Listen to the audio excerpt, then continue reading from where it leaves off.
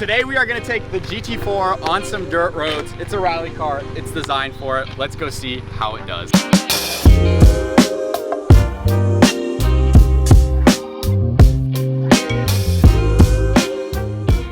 What's so special to me about the GT4 is the heritage of this car. Of course, this is a street car at the end of the day, but it is still a homologated rally car.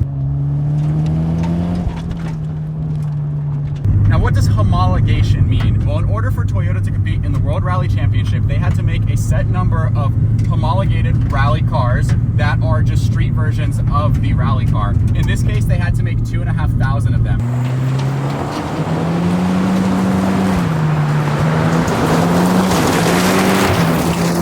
So we have 2,500 of the WRC edition Celica GT4s in the world. That's the only amount that were ever made. So with things like that, you get like the spoiler, you get this little like air dam on the hood. It's pretty cool little unique features. You also get factory anti-lag, and it's a cool car. I mean, it's just to say that it has rally heritage behind it, I think makes it so special.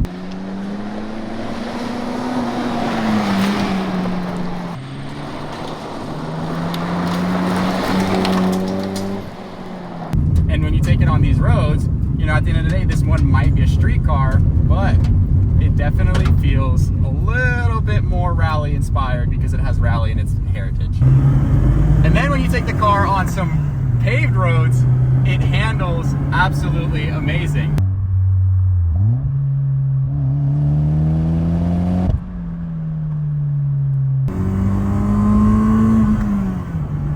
I'm really shocked because I didn't think that a car of being 31 years old would just feel so tight and so new. Mine has about 70,000 miles on it, but I don't know what it drove like new, but I have to assume it's quite similar to what it drove like when it's new.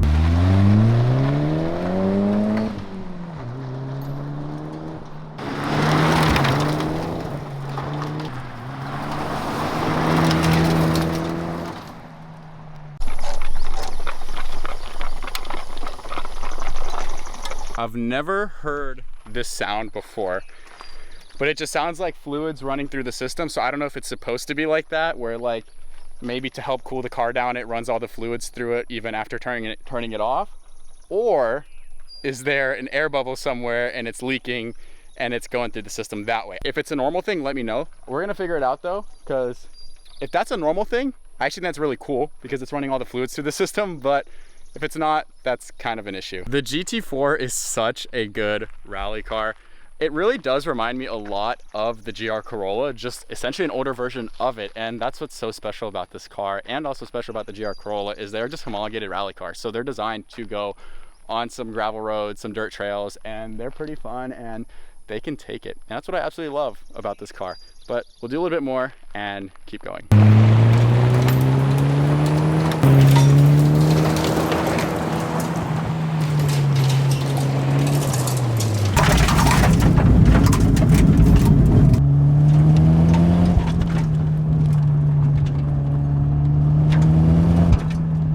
This car to me is so crazy because every time I drive it, I smile so much, and especially when I take it off-road, I smile even more because I'm so shocked by just how good this car feels, both on and off-road, but especially off-road. It's kind of crazy because it's such a low car, but yet it does so well off-road. And I'm sure a lot of cars would probably do pretty decent off-road as long as they have the ground clearance. But with the GT4, it handles amazing. You feel so planted when you drive it. I absolutely love it. And you know, it's funny to compare it to my GR Corolla because the GR Corolla is, in my opinion, the newer version of the GT4. So this is kind of like the grandpa, and then the GR Corolla is the new son, or the grandson even, if you want to say, because they're about 30 years apart. I don't know if it's because this car makes less power and is lighter, but it feels like it's the better handling car.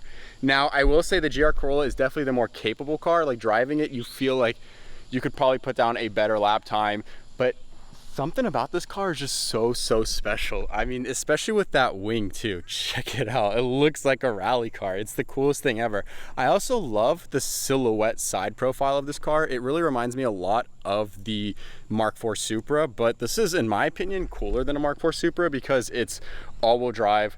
and it's a rally car. I mean, if you put the 2JZ in here, that would make this thing just like insane. I do think the Supra probably looks better as a street car, but when we're talking rally, I mean, just the front end of this car, the 6 headlights. So you got the 2 headlights on each side plus the rally pod lights. Tell me that's not such a crazy looking car. I absolutely love it, and just enjoying it off-road and even on-road, like even as a daily driver. This car feels amazing. I love it. I kind of want more of them. I almost want similar cars, so I would love to have like an STI one day, and then even get an Evo 5. Those are cars that I really, really want. I think like an Impreza 2.5 RS would be awesome to have one day.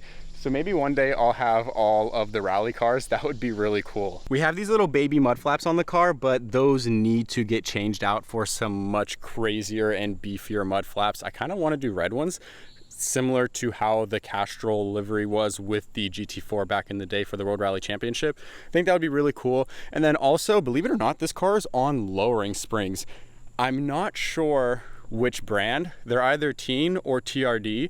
I can't fully tell just by looking at them, but it is on lowering springs, and obviously that has to change because a rally car can't be lowered. That's weird. I feel like it's either got to be at stock height or we might even need to lift it. So the plan is I would love to get new suspension for this car, new wheels and tires, because these wheels, while I love the Volk CE28, they're a street wheel. They're not a rally wheel. I'm sure you could use them in rally. I mean, it really doesn't matter as long as it just functions as a wheel, but it's not necessarily the look I'm going for. Plus, I do want to fit a bigger tire on the car, and in order to fit a bigger tire, one thing I may need to do is go down a size on the wheel. What do you guys think? Is that something that we should do with it? Should we go small wheel, big tire, or should I just leave it at the same size it is? Because I could go a little bit bigger tire potentially especially if I lift it.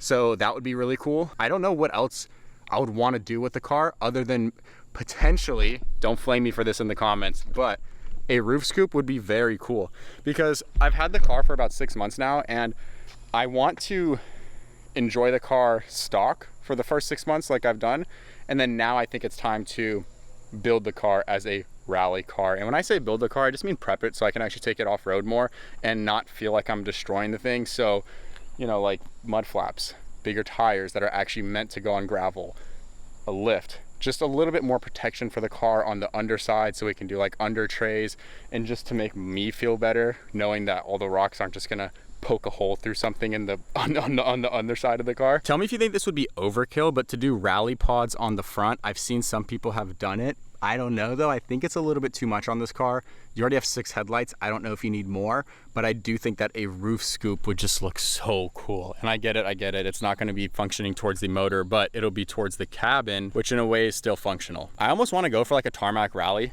build, because with this car, I'm not gonna be like driving it over rocks. I'm just driving it on loose gravel. So I don't need like crazy clearance or crazy massive tires, but like a tarmac rally look would be really cool, because I also drive the car more on the street than I do on dirt roads.